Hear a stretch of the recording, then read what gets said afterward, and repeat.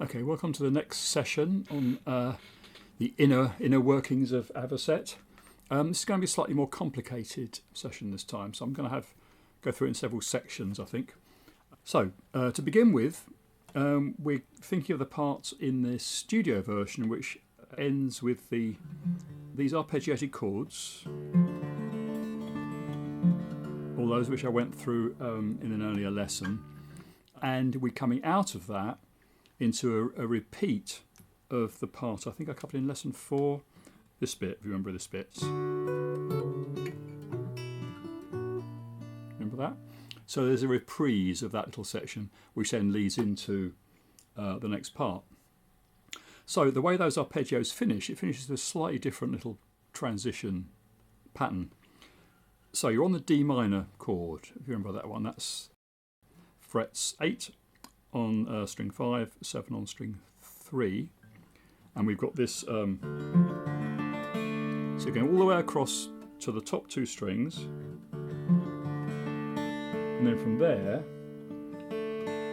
we go to 8th on 2nd string, and then the 9th fret on the 3rd string, 8th on the 4th string, open 2nd string,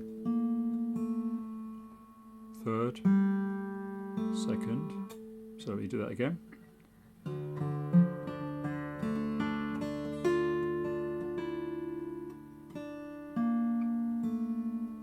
G, A, and then 8 again here,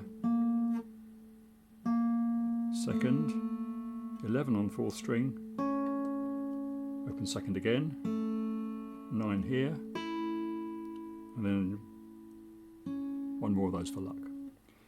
You don't hear that on every version, but it's there in the studio version.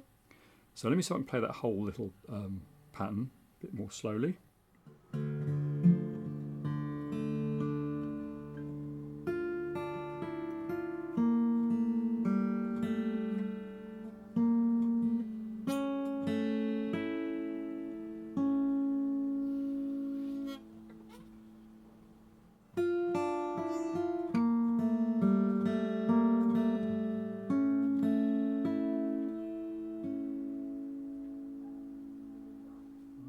There into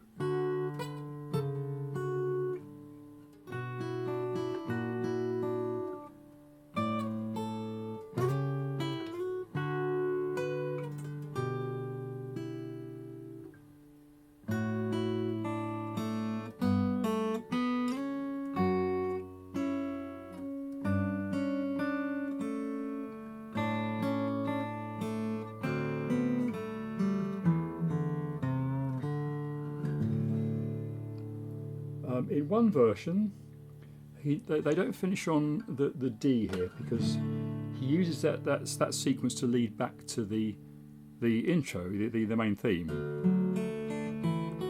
So what he does there is he puts a little extra figure in there. He comes down from and repeats that with a G bass. Okay, and ends on an A7. Then it's back to. Okay, that is the 1977 live version that's Earth Records have recently released. So on the album version, he ends on a D because then he moves into a different section, and there's a couple of notes on the bass, Danny Thompson's bass, and then you're into this rather nice little central section, and it starts like this. And this is only in the album version now. Okay, so very nice little phrase that. Harmonics, bottom 3, and 2nd string.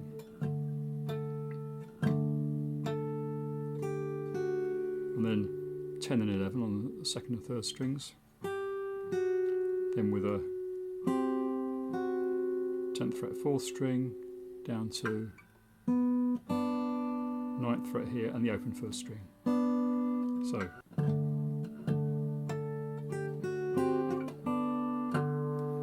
and and there's another little harmonic there on the 6th string. Alright, so that's 6 beats there.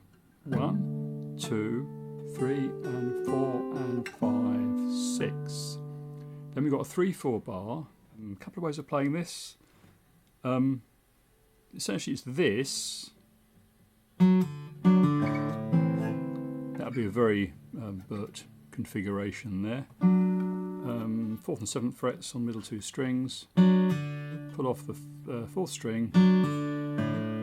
Put an A bass in there. Drop down 2 frets to 2 and 5.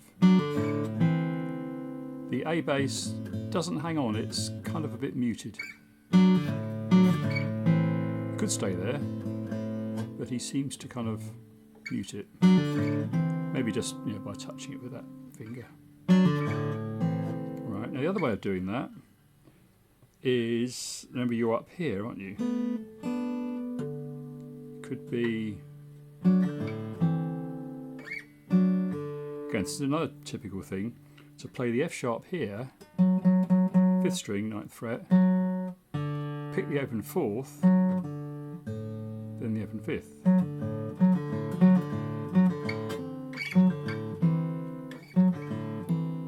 Then of course, going down to here, you're going to cut off the A string anyway. It sounds a bit more to me like this. Okay.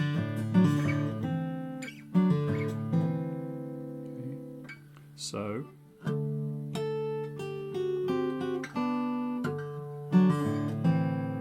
alright, and then from there, very quick hammer onto the 3rd fret, 5th string, open 3rd string. Okay, and then into a plain D chord. So once more through from the first part of this.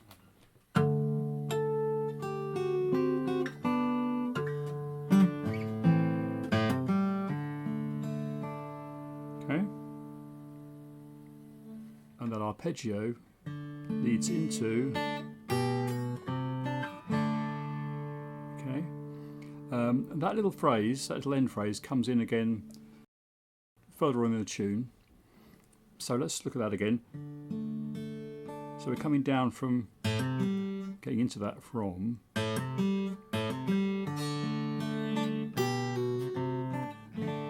Now the way you finger this, it's quite important for that note to last while this bass note comes in here. So you can do it with separate fingers like this.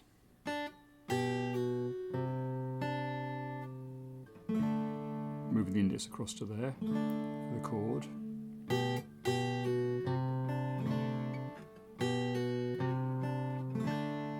It's kind of a bit more intuitive to do something like this maybe.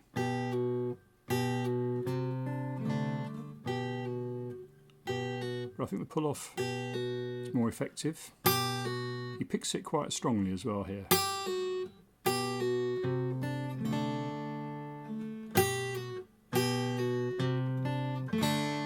Okay. So it's just once that time. And then we're into a slightly trickier section. So we've got a slide first of all, up 2nd string to 12th fret. Then we've got this. Okay, so open 3rd, 10 and 12 here, short note, then you hit the harmonics on the bass strings,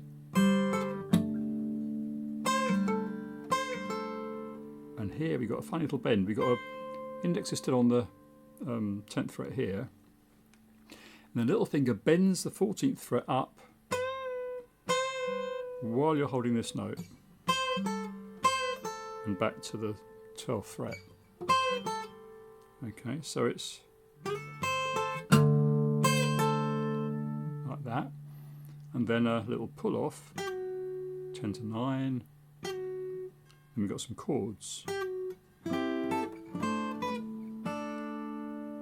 So this 10 to 9 thing, you want to be able to get it so that you can drop into this chord here, which is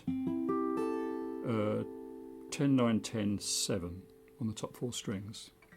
So from here, that's a little bit, what I'm doing there is pulling off and then shifting my 3rd finger across. So it might be easier to go, just to do the little finger down and back up. So that's the first chord is that. Play 3 strings, then the 1st string, and then this shape. Okay, bar, 7th fret, 3 strings, and 10 to 9 on the top.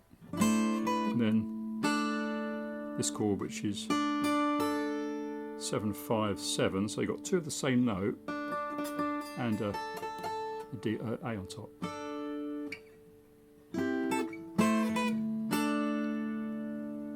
And then that little bit, those couple of bars repeat.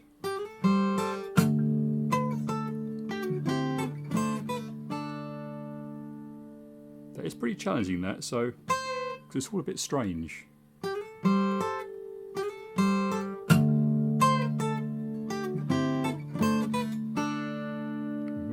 That's how it goes. So it's twice through that. And the next time we've got 7 and 10. This time the 10th is bent up and back.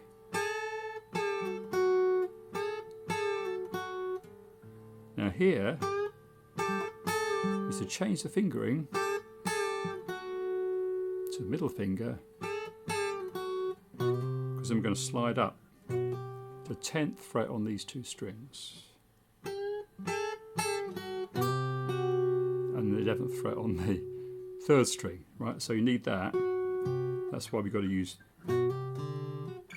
those 2 fingers to slide. So that's a little bit of a tricky finger twister there. So whereas the bend, which is tough enough in its own right, yeah,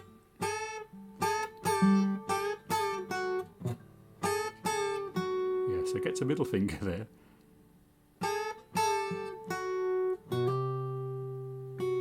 And then harmonics again. Okay, so with the next section we've got an A bass, sorry, D bass, slide down from 11 to 7, 3rd string, A bass, on down to 5, and then here there's an A on the 4th string, and a quick repeat on the 2nd string, and open G. So it's a 4-beat bar there.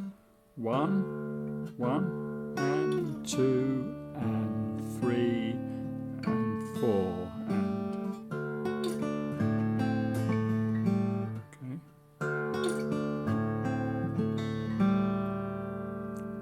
And then we're coming back to this little figure.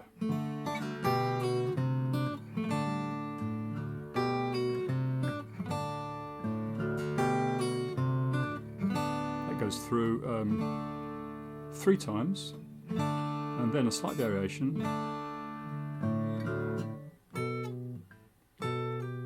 up to here, 9th fret, pull off 12 to 10, 10th fret, 10th fret bass, 9th fret here for E note. So let me take you through that again from the little slide down.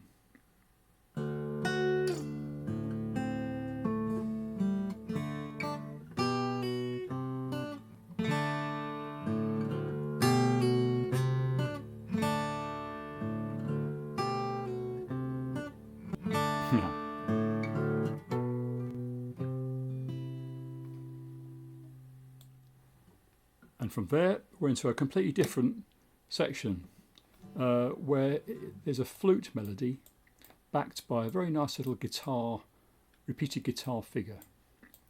And I think I'm going to deal with that in the next session. Yeah, because I think that's probably enough for you to be going on with for this session. Okay,